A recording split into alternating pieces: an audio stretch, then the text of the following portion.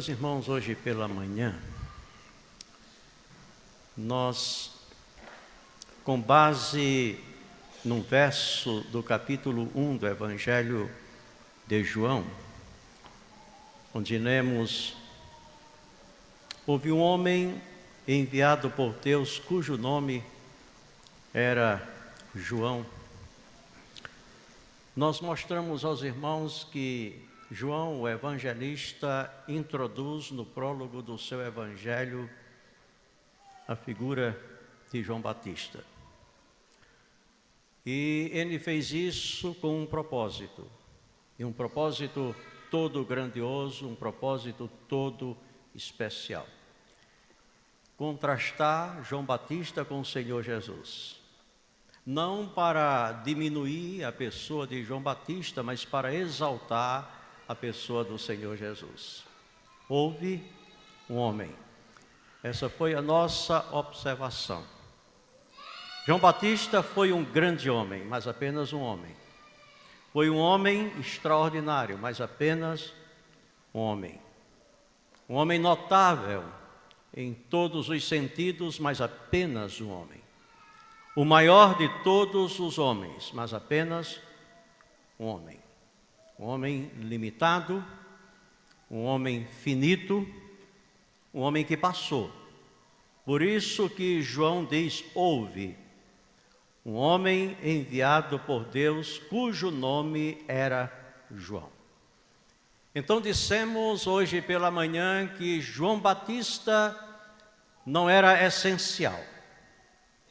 Deus entendeu de escolher João Batista para ser o precursor do Messias, mas poderia ter escolhido qualquer outro. João não era essencial. Cristo é essencial. João poderia ter sido substituído por qualquer outro, mas Jesus Cristo não pode ser substituído, porque Jesus Cristo é absolutamente essencial. Pois bem, no verso 17 do mesmo capítulo, do capítulo 1 do Evangelho de João, o evangelista introduz um outro personagem, Moisés, quando afirma: a lei foi dada por Moisés, a graça e a verdade vieram por Jesus Cristo, o nosso Senhor. Mais um contraste. Agora o contraste é entre Moisés e o Senhor Jesus. É entre a lei e a graça. A lei foi dada. A lei foi dada por Moisés. A graça e a verdade vieram por Jesus Cristo, o nosso Senhor. E esse é um contraste notável. Pois também nesse contraste nós entendemos uma coisa: Moisés, assim como João Batista, ele era dispensável. Ele não era essencial, poderia ter sido qualquer outro a receber a lei de Deus. Pois notem bem, Moisés não criou a lei. A lei não foi promulgada por Moisés. Moisés não inventou a lei não se deve à inventividade de Moisés. Ou seja, Moisés não teve uma reflexão profunda e chegou à conclusão de que o povo de Israel e de que a humanidade no seu todo precisava de um código de leis para ordenar a sociedade e para ordenar a vida do indivíduo. Não. O texto diz que ele recebeu a coisa pronta de Deus. Ele foi apenas instrumento de Deus para dar a sua lei ao seu povo de Israel. É isso o que João deixa claro no seu prólogo. A lei foi dada através de Moisés. A lei é divina. A lei não é de Moisés. Mas então João diz uma coisa extraordinária. E é isso que nos consola, que nos conforta, que nos dá esperança. A graça e a verdade vieram por Jesus Cristo, o nosso Senhor. Não foi dada, a graça não foi dada, graça e a verdade não foram dadas, elas vieram por meio de nosso Senhor e Salvador Jesus Cristo. Ou seja, quando Cristo nasceu naquela manjedoura em Belém da Judeia, eis que a graça se manifestara. Eis que a verdade de Deus invade a história. Eis que Deus então é glorificado no seu Filho, no Filho eterno de Deus. Pois bem, é sobre isso que nós vamos falar nesta noite, rapidamente, ligeiramente. Primeiro de tudo, a lei. A lei é uma coisa terrível. A lei é uma coisa tremenda, não é, pastor Stênio? A lei não dá nada a ninguém. Não, a lei não dá. A lei tira. A lei toma. A lei tem as suas sanções. A lei não dá. A lei é dura. A lei é terrível. Vocês conhecem aquele ditado latino: dura lex, seri lex. A lei é dura, mas é lei. Ande na lei. De outra maneira, você haverá de sofrer as sanções da lei. Eu gosto de dirigir em alta velocidade. E por isso já infringi as leis de trânsito muitas vezes. De quando em vez eu recebo um aviso de multa na minha casa, ultrapassou a velocidade. Eu tenho que pagar. São 5 pontos perdidos na carteira e mais uma multa de R$185. Dói no bolso. Às vezes a lei é injusta. Gente, por amor, por caridade, não me diga que é justo você dirigir numa estrada duplicada, numa pista larga e numa pista duplicada a uma velocidade de 60 km por hora. Isso não é justo. Não é justo, por favor, que o governo não diga que está fazendo isso para a nossa segurança, porque não é. O governo faz isso para tirar dinheiro do nosso bolso. E daí é lei. Se eu ultrapasso os 60 quilômetros estipulados, eu posso ser multado, infringir a lei.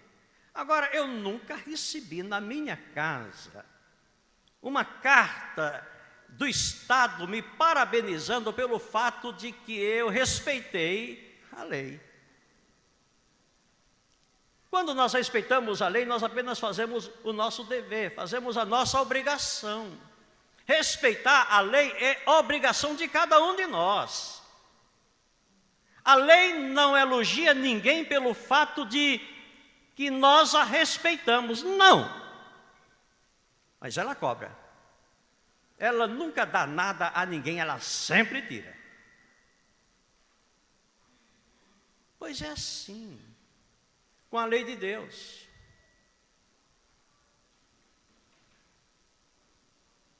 Deus jamais dirá a qualquer um de nós: você fez muito bem obedecendo a minha lei. Parabéns por isso, porque é obrigação nossa. Agora, quando a gente infringe, está perdido. Portanto, notem bem, eu vou repetir. A lei é terrível. Agora, para que propósito Deus nos deu a lei? Para nos salvar? Não, porque a lei não salva ninguém. Ninguém jamais será salvo pelo fato de haver cumprido a lei, porque ninguém é capaz de cumprir a lei de Deus. Ninguém. E ninguém é capaz de cumprir a lei de Deus porque há um princípio de maldade em nós. Esse princípio de maldade que há em nós, a Bíblia chama de pecado, de rebelião contra Deus. Isso nos impede de cumprirmos a lei de Deus. De cumprirmos perfeitamente a lei de Deus, porque nós somos imperfeitos. Nesse sentido, todos estamos perdidos. É preciso que alguma coisa de fora de nós nos salve da lei, das penalidades impostas pela lei, da sanção da lei. É preciso que alguma coisa de fora opere a nosso favor. A lei foi dada para que nós saibamos com quem nós estamos tratando. A lei nos foi dada para que nós conheçamos o nosso Deus, quem Ele é. A lei foi dada para que nós entendamos que o Deus com quem nós tratamos é absolutamente santo e Ele reclama, exige perfeição de cada um de nós. Foi para isso que a lei nos foi dada, para que nós saibamos quem é Deus, mas também para que nós saibamos quem nós somos, para que nós saibamos que nós somos pecadores. E que nós somos pecadores falidos, completamente falidos diante do nosso Deus. É por isso que nós somos miseravelmente, desesperadamente necessitados da graça. É por isso que Jesus Cristo teve que vir. É por isso que o Filho eterno de Deus teve que se encarnar. É por isso que o Filho eterno de Deus teve que morrer numa cruz. Ele nasceu numa manjedoura e morreu em uma cruz. A manjedoura apontava para a cruz. Na manjedoura nasceu o Cordeiro de Deus que tira o pecado do mundo, o Cordeiro que seria imolado na cruz do Calvário para que nós fôssemos salvos das sanções, das penalidades eternas da lei de Deus.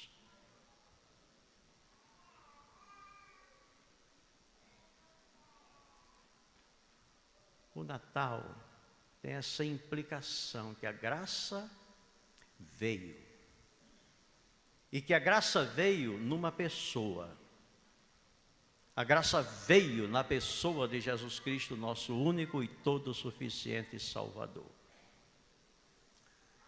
O apóstolo Paulo, na epístola que ele escreveu a Tito, ele diz uma palavra muito grandiosa.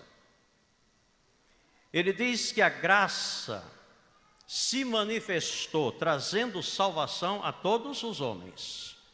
Notem, a graça se manifestou.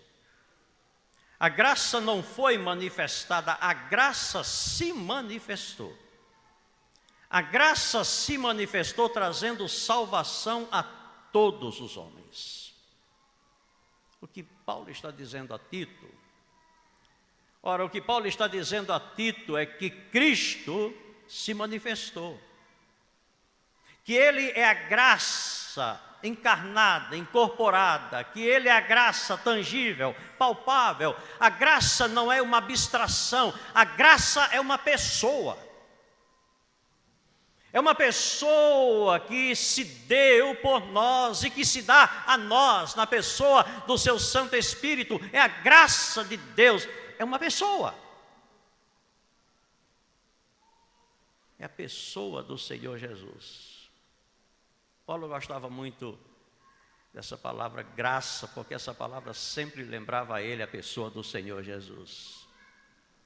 Por exemplo, ele falando das suas muitas realizações, daqui a pouco ele para e diz o seguinte: não eu, mas a graça de Deus que está comigo.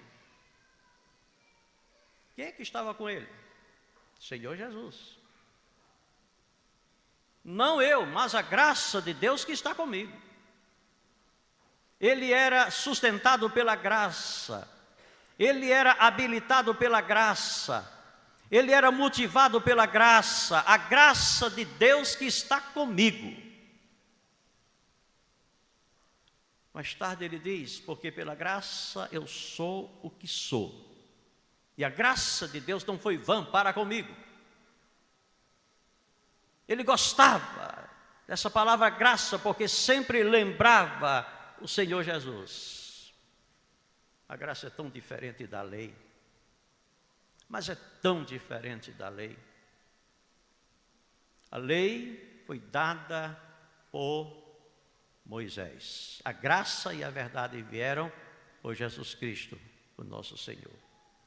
Dissemos há pouco que a lei, ela não dá nada a ninguém, ela toma, ela tira. No entanto, a graça é completamente diferente da lei, porque a graça não tira nada de ninguém, ela dá. A graça é sempre generosa, a graça é sempre dadivosa, a graça dá. A graça não é como uma esponja que absorve, a graça é sempre como uma fonte que jorra, ela sempre dá. Ela é sempre dadivosa, ela é sempre generosa. A lei toma, a lei tira, a graça dá. Agora o que nós temos em Cristo, o que nós recebemos dele. A graça veio. Cristo, ele se encarnou, a graça se manifestou, a graça veio. Veio por Cristo Jesus, o nosso Senhor. Mas veio para nos dar alguma coisa. Mas o que é que a graça nos dá? O que é que ela nos oferece? A primeira coisa que a graça nos oferece é vida. Pastor Estênio, na oração que fez há pouco, disse: nós te agradecemos porque já não somos mais quem nós éramos. Já não estamos mortos em nossos delitos e pecados, porque agora nós recebemos vida, nós temos vida. E Cristo disse: eu vim para que tenham vida e vida com abundância. Ele disse: eu sou a ressurreição e a vida, quem crê em mim, ainda que esteja morto, viverá, e todo aquele que vive e crê em mim não morrerá jamais. Eu sou a ressurreição e a vida. Ele é a vida e ele nos dá vida. Ele é a vida que dá vida, ele é a vida que faz viver. É a primeira coisa que a graça nos dá, vida. E nós precisamos desesperadamente de vida, porque nós estávamos mortos em nossos delitos e pecados. Aí Paulo diz: ele os deu vida quando estáveis mortos em vossos delitos e pecados. Cristo diz que sem a nova vida que ele dá, ninguém é capaz de entrar no céu. Ninguém. É preciso que haja vida. E a vida que Cristo dá. Aquele que não nascer de novo não pode entrar no reino dos céus. A pergunta é: você já nasceu de novo? Eu não estou perguntando se você é religioso, não.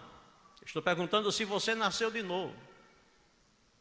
Estou perguntando se você já tem vida, essa vida que é em Cristo e que Cristo dá a quem crê nele. Você vive, você tem vida. Você vive verdadeiramente? Você tem vida? Por favor, se você não tem vida, você não conhece o verdadeiro Natal, você não sabe nada sobre o Natal se você não tem vida. Natal é vida. Cristo nascendo numa manjedoura, Natal histórico, não é nascimento histórico do Senhor Jesus. Cristo nascendo no coração, na alma. É o Natal existencial de Cristo, Cristo enchendo a alma de vida, e a presença dele enche a alma de vida. Isso é Natal.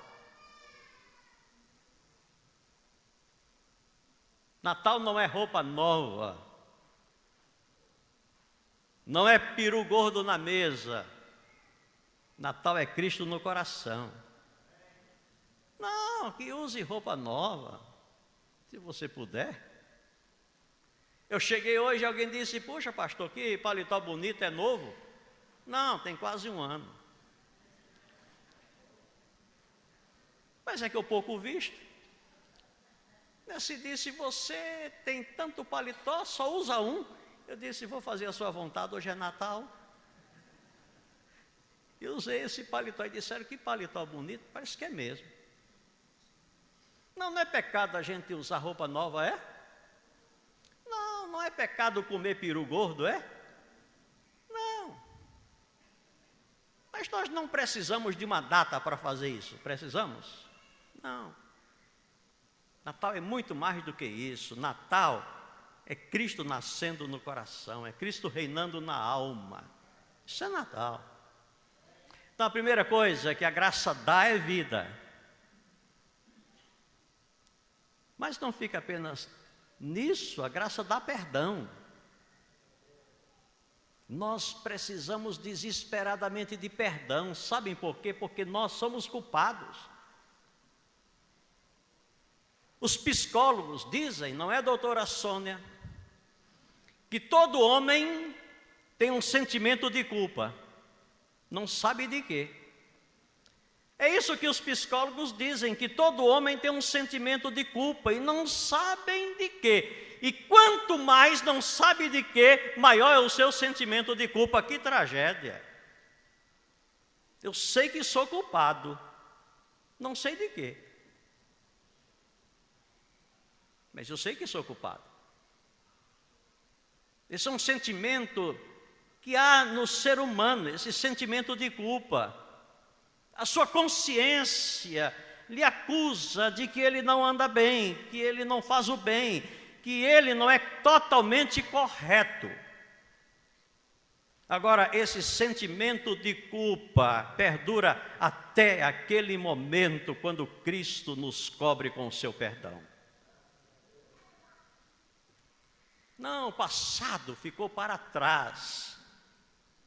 O presente agora se enche de luz e o futuro se mostra muito radiante. Não tenho medo mais de nada, porque Cristo resolveu o meu caso. É tão bom a gente deitar, colocar a cabeça no travesseiro e dormir. Sem medo algum. Se não acordar mais, que Deus seja glorificado por isso. Estará com Deus no reino eterno da sua glória, sem medo algum. Isso é vida resolvida, passado cancelado, e um futuro sorridente à nossa espera, e um presente repassado de muita alegria. Perdão. Bem-aventurado é o homem a quem tu não imputas o pecado. Esse homem foi coberto pelo sangue do Senhor Jesus. Isso é graça. Merecemos isso? Não, isso nos é dado gratuitamente em Cristo e por Cristo Jesus. Mas não apenas vida e perdão, mas também santificação. Santificação.